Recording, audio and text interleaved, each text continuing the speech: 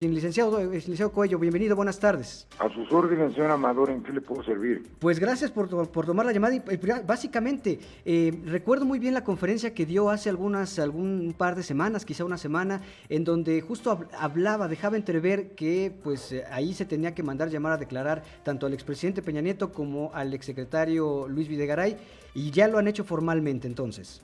El día de ayer presenté el escrito ante el juzgado octavo de distrito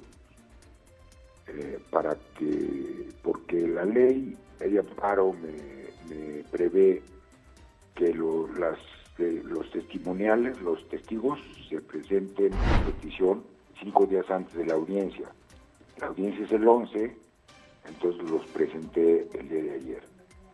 Okay. Y las pruebas documentales pues, se pueden presentar antes de la audiencia.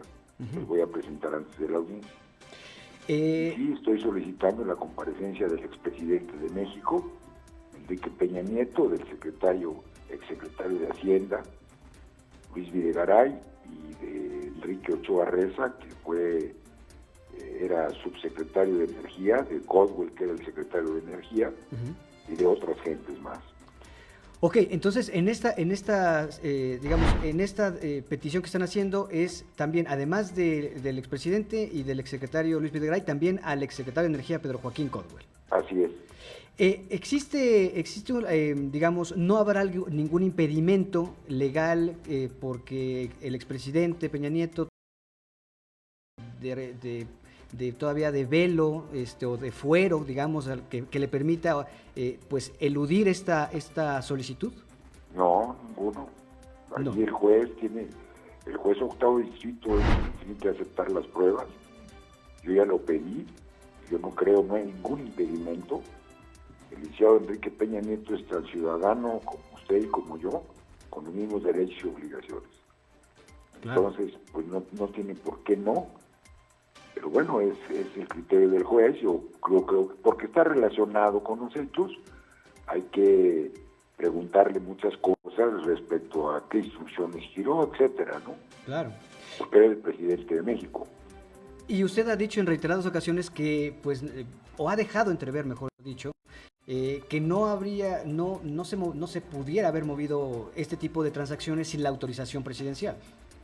Bueno, mire, vivimos en México.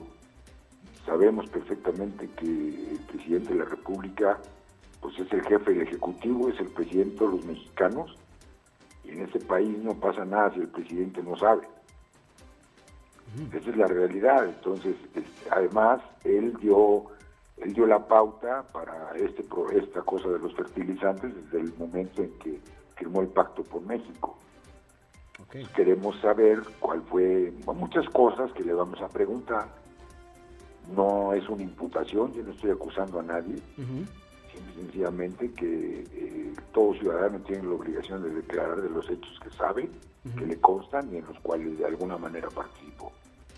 Licenciado, ¿qué sucedería en dado caso de una negativa por parte de Enrique Peña Nieto, Luis Videgaray y Pedro Joaquín Caldwell para poder declarar como testigos? No, pues si el juez los cita, tienen que ir a fuerza. Okay. No existen las medidas de apremio. Ok, entonces digamos que no hay resquicio por el que ellos puedan negarse, porque al final de cuentas los podrían multar, supongo. Claro que sí, multar, volver a multar, incluso girar orden de arresto. Ok. Pero eso ya es decisión del juez, no mía, ¿no? Licenciado, estamos platicando con el licenciado Javier Cuello Trejo, abogado de Emilio Lozoya. Abogado, el periódico Milenio ha dado seguimiento y ha documentado y bueno, ha hecho saber a través de fuentes supuestamente oficiales que Emilio Lozoya ya se encuentra en Berlín desde abril. ¿Qué nos puede decir al respecto? No es cierto. A ver, ninguna fuente oficial. Es cosa de Milenio. Por ejemplo, ayer el Heraldo publicó que el licenciado Lozoya había solicitado a la Fiscalía ser testigo protegido. Con todo respeto, es absolutamente falso.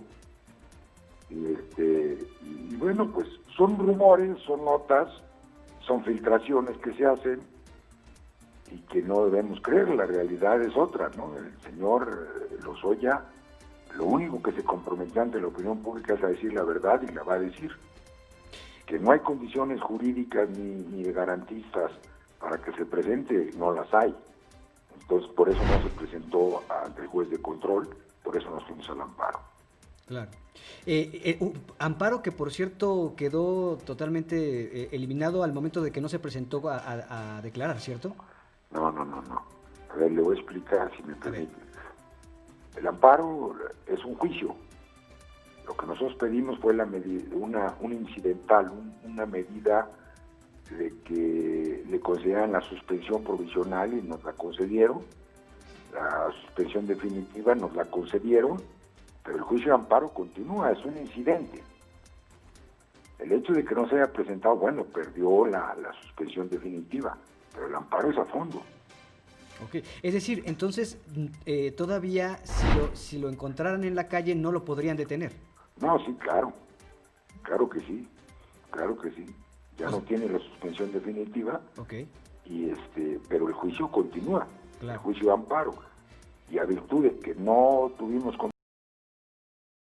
a la carpeta de investigación, ni le hicieron saber por qué lo estaban investigando y por qué lo acusaban, entonces la ley de amparo nos protege y nos da oportunidad de manejar todo esto en un juicio de amparo ante un juez de distrito. Claro.